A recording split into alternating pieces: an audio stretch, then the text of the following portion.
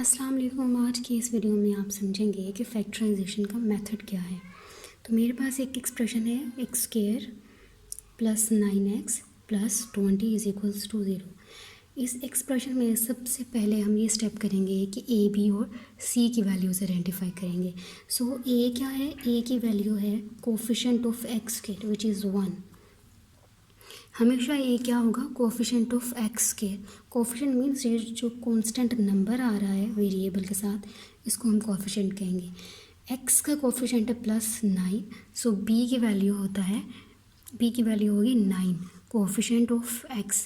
और सी constant term, ये +20 वो कांस्टेंट टर्म है जिसके साथ कोई वेरिएबल नहीं है, ना एक्स स्क्वायर में ना एक्स में। तो सी क्या होता है, कांस्टेंट टर्म, जो हमारे इस क्वेश्चन में है 20। ओके, अब जब इसकी फैक्टराइजेशन करेंगे तो हम फर्स्ट और लास्ट टर्म इसको हम एज इट इज़ लिख लेते हैं। हमेशा हम इनको एज इट इज़ ही लिखेंगे। अब ये जो मिडल टर्म, ये जो हमारी मिडल टर्म है 9x, इसको मिडल टर्म कहेंगे। इस मिडल टर्म को हम नहीं लिखेंगे, इसकी जगह हम दो ऐसे नंबर्स लिखेंगे जो स्पेसिफिक रूल्स को फॉलो करते हो, जो दो रूल्स को फॉलो करते हैं। तो अब सेकेंड टर्म में हम देखेंगे कि इस 9x को स्प्लिट कैसे करना है और उसके दो रूल्स कौन से हैं। Step 2 is splitting middle term, that is हमने दो परफेक्ट नंबर फाइंड करने हैं मिडल टर्म की जगह पे। अब इन दो परफेक्ट नंबर्स को फाइंड आउट करने के लिए क्या रूल है, रूल नंबर 1 इज़ कि जो भी दो नंबर्स आपने लेने हैं वो ऐसे हों कि उनको मल्टीप्लाई करें तो ए सी आए। ए सी क्या है, AC is product of A and C, value of A and C. A multiply by C. So 1 multiply by 20, answer is 20. So दो नंबर ऐसे जिनको मल्टीप्लाई करें तो AC यानी कि 20 है। अब हमें पता है वो कौन से नंबर है, 2 से स्टार्ट कर लेते हैं, बल्कि 1 से। सो 1 से स्टार्ट करते हैं, 1 and 20, तो आंसर क्या आएगा 20। ठीक है, ये हमारे पास एक पेयर बन गया। दो परफेक्ट नंबर्स फाइंड करने हैं ना, तो पेयर होगा वो, तो ये एक पेयर। सेकंड 2 से करते हैं, 2 के टेबल में का हम 2 10 = 20। ठीक है, हमारे पास एक और पेयर आ गया। थर्ड पेयर इज़ 4 and 5, 4 × 5 या 5 × 4, आंसर इज़ 20। तो अभी हमारे पास रूल नंबर 1 के अकॉर्डिंग हमने 3 पेयर्स बना लिए हैं। इन 3 पेयर में से कोई एक पेयर सेलेक्ट होगा इस मिडल टर्म की जगह लिखने के लिए। अब रूल नंबर 2 से डिसाइड करेंगे हम कि कौन सा पेयर यहाँ लिखा जाएगा। रूल नंबर 2 के अकॉर्डिंग जो भी दो नंबर्स हों उनको मल्टीप्लाई करें। अब दो ऐसे नंबर चूज़ करेंगे जिनको प्लस करें तो आंसर आए 20, या इसके लिए दूसरा ऑप्शन क्या है, उन्हीं दो नंबर्स को आप सब्ट्रैक्ट करें तो आंसर आए B विच इज़ 9 इस क्वेश्चन में। अब 1 और 20 को रख के देख लेते हैं, तो 1 और 20 को करें ऐड, 1 + 20, आंसर आता है 21। तो हमें रिक्वायर है B है 9, तो इसका मतलब फर्स्ट पेयर के लिए ये जो पहला ऑप्शन है, ऑप्शन का रूल नंबर 2 का, वो वैलिड नहीं है। रूल नंबर 2 का सेकंड ऑप्शन ट्राई करते हैं for the pair of 1 and 20। 1 - 20, answer क्या आया 19, लेकिन ये भी रॉन्ग हो गया, हमें रिक्वायर है 9। सो इसका मतलब ये है कि 1 और 20 को हम नहीं ले सकते। रूल नंबर 2 में से ऑप्शन 1 या ऑप्शन नंबर 2, इनमें से कोई एक ऑप्शन राइट होना चाहिए, लेकिन इस 1 और 20 के पेयर में ये दोनों ही ऑप्शन राइट नहीं हुए। तो इसका मतलब ये है कि हम ये पेयर यूज़ नहीं कर सकते। ठीक है, तो ये हो गया जी रिजेक्ट। सेकंड पेयर है हमारे पास 2 and 20। ठीक है, तो अब बस फर्स्ट ऑप्शन क्या है कि इन दोनों को ऐड करें तो आंसर आए 9, तो ये आ जाएगा 12, सो ये रॉन्ग। अब सेकंड ऑप्शन चूज ट्राई कर लेते हैं विच इज़ कि आप इन दोनों नंबर्स को करें सब्ट्रैक्ट, आंसर आना चाहिए 9, लेकिन in this case we get 8। इसका मतलब ये है अभी भी ये दोनों रूल नंबर 2 के दोनों ऑप्शन में से कोई एक भी नहीं हुआ, तो इसका मतलब ये है कोई एक भी करेक्ट नहीं हुआ, तो ये वाला पेयर भी हम नहीं लेंगे, ये भी हो गया जी रिजेक्ट। ठीक है जी, अब देख लेते हैं लास्ट पेयर हमारे पास है 4 and 5 का। 4 and 5 फर्स्ट ऑप्शन क्या है, अगर इसको अगर हम यूज़ करना चाहते हैं तो ये ऑप्शन या ये ऑप्शन करेक्ट होनी चाहिए। फर्स्ट ऑप्शन ट्राई करते हैं, विच इज़ इन दोनों को आप 4+5 आंसर आना चाहिए 9, तो हमारा आंसर आया 9। तो इसका मतलब ये है कि ये जो मिडल टर्म को हमने स्प्लिट करना है, इसके लिए दो परफेक्ट नंबर्स कौन से हैं जिनको प्लस या सब्ट्रैक्ट करें तो बी आना चाहिए, वो है 4 और 5। ठीक है, तो हमने फाइंड आउट कर लिए हैं वो दो नंबर्स। तो अब हम तो इस एक्सप्रेशन में मिडिल टर्म को सेपरेट करने के लिए, स्प्लिट करने के लिए जो दो हमारे पास नंबर आए थे उनमें था +4x +4 और +5। ठीक है, अब इन दोनों को यूज़ करते हुए हम करेंगे फैक्टराइजेशन। तो फर्स्ट और last term as it is x² + 20 = 0। अब 9, first number was +4, second number क्या था 5। अब ये जो x है ये इन दोनों नंबर्स के साथ एज इट इज़ आएगा। ठीक है, तो अब नेक्स्ट स्टेप में हम करेंगे इन दोनों नंबर्स में से और इन दोनों नंबर्स में से, इनके पहले हम ग्रुप बना लेंगे, फिर हम इनमें से लेंगे कॉमन। यहीं पे ये ग्रुप नंबर 1 है और ये ग्रुप नंबर 2 है। तो नेक्स्ट स्टेप में हम करेंगे ग्रुप में से जो भी कॉमन आता होगा दोनों ग्रुप्स में से। तो फर्स्ट ग्रुप में से देखिए x², which means x.x + 4x। इस टर्म में भी x है और इस टर्म में भी x है, तो हम इनमें से x कॉमन ले सकते हैं इस पूरे ग्रुप में से। तो इसमें से x कॉमन, यहाँ 1x रह जाएगा प्लस ये x common, 4 is remaining. Group 1 is complete now. So for the second group common क्या होगा 5x और सेकेंड टर्म में हमारे पास 20 को हम लिख सकते हैं 4 × 5। तो 5 और 5 दोनों टर्म्स में से है, it means it can be taken as common. So plus दोनों के साथ प्लस साइन है तो यहाँ हम प्लस साइन लिखेंगे। कॉमन लिया हमने 5, तो 5 लिख लिया ब्रैकेट 5 कॉमन, पीछे रह गया था x, तो मैं लिख रही हूँ यहाँ x प्लस 5 कॉमन 4, तो मैं लिख रही हूँ 4। तो यहाँ पे हम इसको करते हैं रिमूव। अब देखिए एक ये फैक्टर और एक ये फैक्टर जो आपको ब्रैकेट के इनसाइड नज़र आ रहा है, अगर ये दोनों सेम हो तो इसका मतलब है फैक्टराइजेशन बिल्कुल ठीक है। तो अभी हम दोबारा से करते हैं, फैक्टर्स बनाते हैं। एक फैक्टर हमारे पास बना हुआ है विच इज़ x + 4, दूसरा फैक्टर ये और ये, इन दोनों नंबर्स को ज्वाइन कर देंगे तो हमारे पास दूसरा फैक्टर बन जाएगा x + 5 = 0 = 0। फर्दर भी इसको सॉल्व करते हैं, x + 4 = 0, x + 5 = 0 and value of x is +4, then it will goes to the other side of equal, it will become -4. Similarly for this x is equal to -5. So solution set is value of x curly braces -4 -5. So this is answer. Next question is x² + 5x - 6। So first step हम इसी तरह करेंगे कि a, b और c की values find out कर लेंगे। तो इस क्वेश्चन में a की वैल्यू क्या है x² का कोफिशिएंट, तो इस केस में भी 1 है। b is coefficient of x which is 5 here, और c है -6। ठीक है, तो अभी हम क्या करेंगे, फर्स्ट और last term as it is लिख लेंगे = 0। अब ये जो मिडल टर्म है इसको हम करेंगे स्प्लिट, इसकी जगह हम लिखेंगे 2 नंबर्स। उन 2 नंबर्स को कैसे फाइंड आउट करना है, ये स्टेप नंबर 2 है हमारा, splitting middle terms, 2 perfect numbers find करने हैं। तो उसके लिए पहला रूल क्या है, 2 ऐसे नंबर्स के बारे में सोचें जिनको मल्टीप्लाई करें तो आंसर आए AC।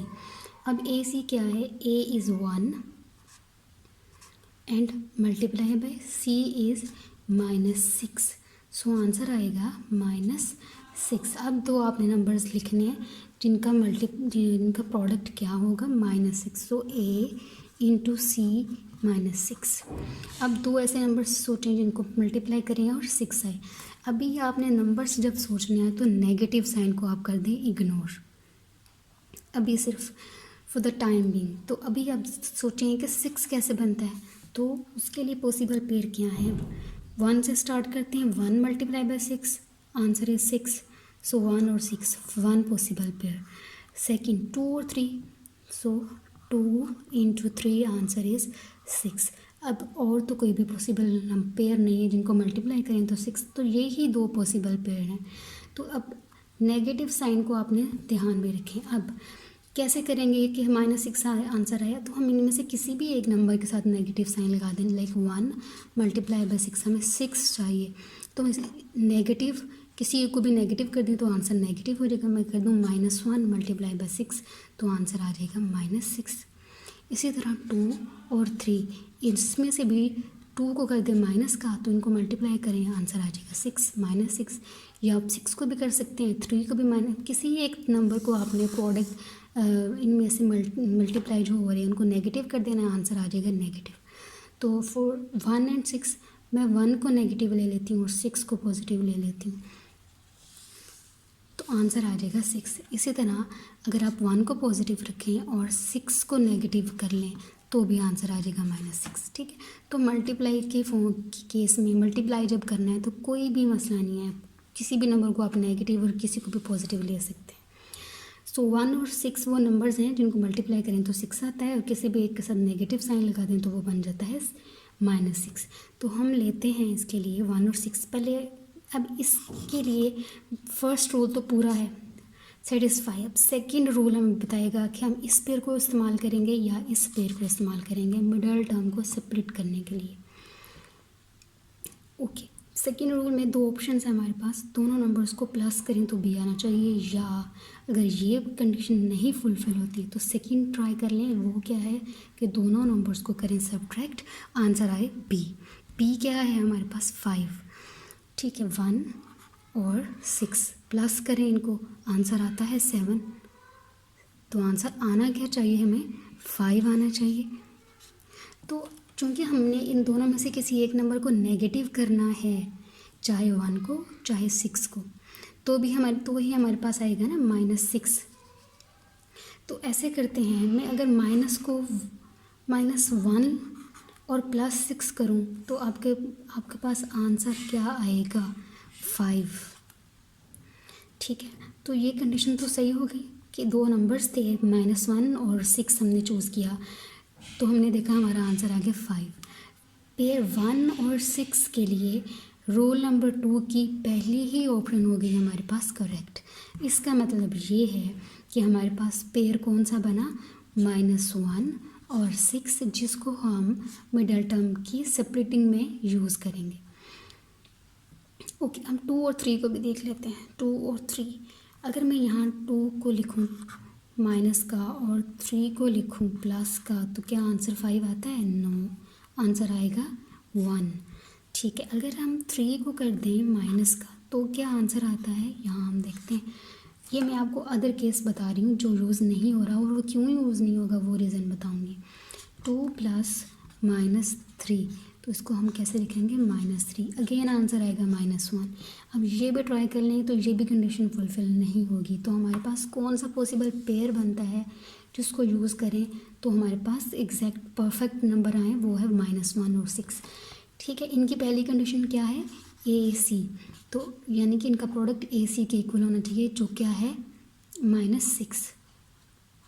तो इसको ट्राई करें, -1 मल्टीप्लाई बाय 6, तो आंसर आता है -6। ठीक है जी, दूसरा कि इन्हीं दोनों नंबर्स को या तो प्लस करो या माइनस करो, तो आंसर आना चाहिए +5। तो हमने देखा कि हमारा ये भी आंसर सही आ गया। वन -1 + 5 + 6 किया तो आंसर आ गया हमारे पास 5। तो जी हमारा पेयर निकल आया ये वाला, ये पेयर हम यूज़ करेंगे और मिडल टर्म को हम कर लेंगे स्प्लिट। तो इस एक्सप्रेशन के लिए भी हमने 2 परफेक्ट नंबर्स फाइंड आउट कर लिए थे, और वो 2 नंबर्स थे -1 एंड +6। तो अभी हम इनको सॉल्व करते हैं। First term as it is and second last term as it is equals to 0। Here you have to write these 2 numbers instead of 5x. तो फर्स्ट नंबर इज़ -1, second number is +6, और ये जो वेरिएबल है x, ये इन दोनों नंबर्स के साथ लिखा जाएगा, x and x। Basically you have separated middle term which is with variable x, सो इस वजह से इन दोनों टर्म्स के साथ x भी आएगा। ओके, नेक्स्ट स्टेप में मैंने आपको बताया यहीं पे आपने इनको ग्रुपिंग कर लेनी है। First two terms will be considered as one group and last two term आपके पास सेकेंड ग्रुप कहलाएंगे। ये जस्ट आपने अपनी अंडरस्टैंडिंग के लिए इनको नंबर्स दे देने हैं।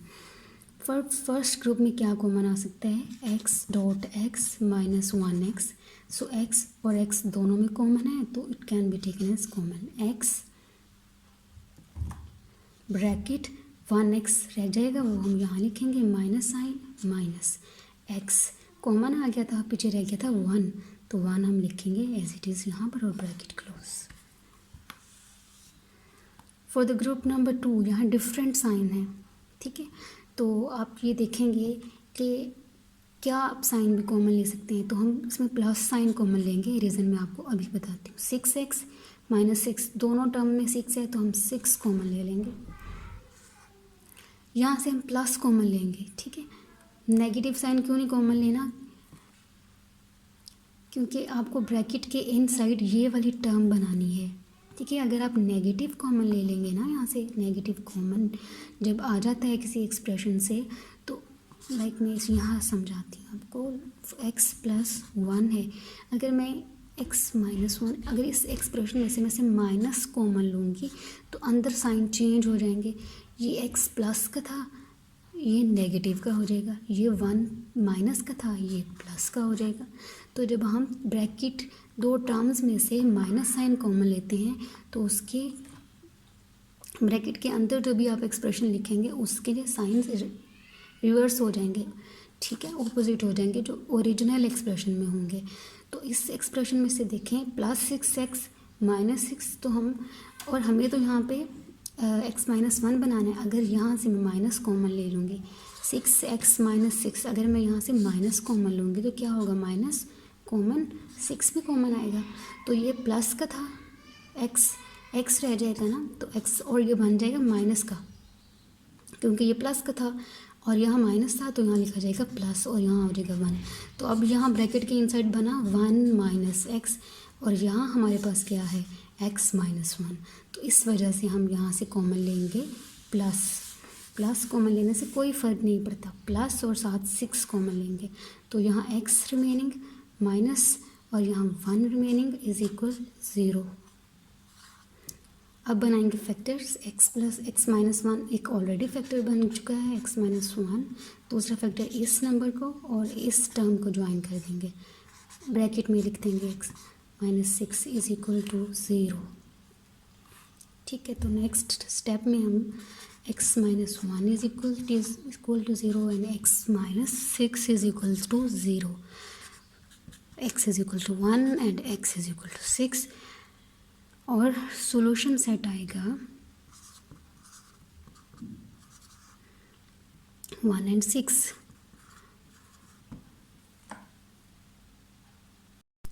तो स्टूडेंट्स हमने इन दोनों एक्सप्रेशंस की फैक्टराइजेशन कर ली है। स्टूडेंट्स इन दोनों एक्सप्रेशन में ए सी की वैल्यू बहुत स्मॉल थी या ये बहुत कॉमन नंबर्स थे और इनके थ्रू वो दो नंबर्स को आइडेंटिफाई करना मुश्किल नहीं है जिनका प्रोडक्ट 20 और 6 आए। लेकिन अगर आपके पास कॉम्प्लेक्स या बड़े नंबर में कोई एक्सप्रेशन आ जाता है जिसकी आपको फैक्टराइजेशन करनी है, like x square minus 11x minus 152 is equals to 0, इसमें ए सी की वैल्यू है 150 minus 152 which is a bigger number in comparison to 20 and minus 6। तो आप इस तरह के क्वेश्चंस में फैक्टराइजेशन कैसे करेंगे एंड स्पेशली मिडल टर्म को कैसे स्प्लिट करेंगे, तो इसके लिए आप मेरी नेक्स्ट वीडियो देख सकते हैं जिसका लिंक डिस्क्रिप्शन बॉक्स में दिया गया है, जिसमें मैं आपके साथ एक ट्रिक शेयर करूंगी जिसके तरीके बहुत आसानी से आप इस मिडल टर्म को स्प्लिट करने के लिए दो नंबर्स को ईजिली आइडेंटिफाई कर सकते हैं जब आपके पास ए सी की वैल्यू बहुत बड़ी हो। तो लिंक डिस्क्रिप्शन बॉक्स में है, वीडियो ज़रूर देखें ताकि आपको वो शॉर्ट ट्रिक समझ आए जिसके थ्रू आप मिडल टर्म को स्प्लिट कर सकते हैं।